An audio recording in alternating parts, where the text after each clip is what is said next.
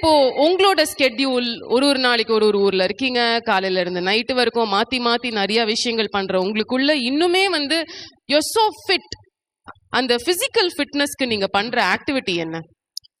அதுதான் நான் art of லிவிங்னு போட்டு கொடுத்துட்டு இருக்கேன் எல்லாருக்கும். வெல்னஸ் ப்ரோக்ராமோட ஐடியா இதுதான்.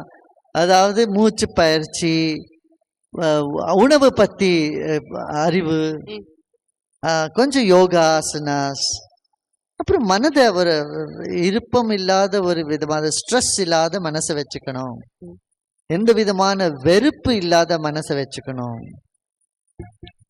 இந்த பிராக்டிசஸ்ல நீங்க டெய்லி பண்ணக்கூடிய ஒரு விஷயம் கன்சிஸ்டன்டா இருக்கா? நீங்க எந்த ஊர்ல இருந்தாலும், எந்த இந்தியால இருக்கீங்க, வெளிநாட்டுல இருக்கீங்க, நான் காலைல எழுந்து ஒரு விஷயம் பண்ணுவேன்னா அது எது? இது பாருங்க, ஒரு லெவலுக்கு அப்புறம் நம்ம எதுவுமே பண்ண வேண்டிய அவசியம் இல்லை. தன்னால் அது அப்படியே அந்த அவேர்னஸ் இருந்துட்டே இருக்கும்.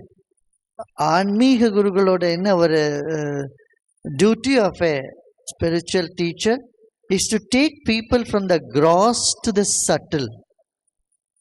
Take mind to the subtler you are, the subtle you go deep within, you are able to understand another dimension.